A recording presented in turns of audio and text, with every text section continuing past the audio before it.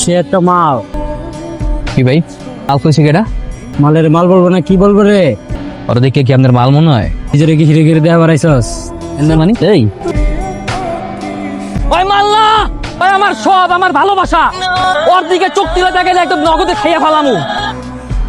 Hello, কই তুমি কত?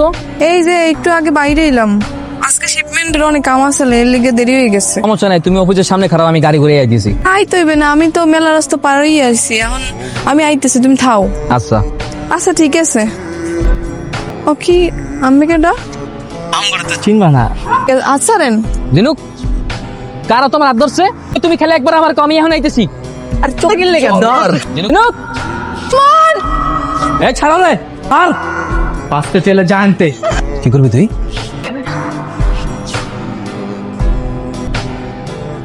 জিনুক এটা তুমি কি করবা? আমি তো বুঝি নাই তো, তোমার মারতে আসলে এর লেগে আমি যদি বাড়ি মারছি, আমি বুঝি নাই মরে যাবে। অর্ডার করে ভালাইছো, এখন যদি পুলিশ জানতে পারে তোমার ফাঁসি হয়ে যাবে। আমি তো ইচ্ছা করে মারি নাই। সেটা আমার কথা শোনো, তুমি যাও গা, তুমি যাও গা। আমি যাবো, তোমার কি হবে? আমার কথা শোনো, আমার কথা শোনো, তুমি যাও গা। আমি পুলিশের দ্বারা স্যারেন্ডার করবো, পরে তুমি আমার পক্ষে সাক্ষী দেবা। তুমি কবা যে আমি আত্মরক্ষা লেগে মারছি, কিচ্ছু হইবে না, কিচ্ছু হইবে না, আদালতের রায় তুমি বাচ্চা যাবো, কিচ্ছু হইবে না, তুমি যাও। তোমার কি যাবো না? আমার কথা শোনো, যাও, দেরি করো, যাও যাও। কেমনে কি হইয়া গেল? অপরাধ করলে অপরাধের শাস্তি পাইতে হয়েছে না, তুমি খালি আমার লাগে দোয়া করে রাখো। তুমি থাও, আমি যাই, আবার আমি সাবধানে থাকো।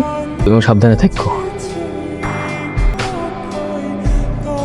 এই এদিকে আসো। 16 ডিসেম্বর বিজয় দিবস উপলক্ষে মাননীয় রাষ্ট্রপতি আদেশে যে কতজন সাজাপ্রাপ্ত আসামিদের ক্ষমা করা হয়েছে, তার মধ্যে সুমনও ছিল। আজকে 3 বছর সাজা ভোগ করার পর মনকে মুক্তি দেওয়া হলো। আজকে কতদিন পর মুক্ত বাতাসে ঘুরতে আসি, কতদিন পর আবার আমার ঝিনুকের লগে দেখা করবো।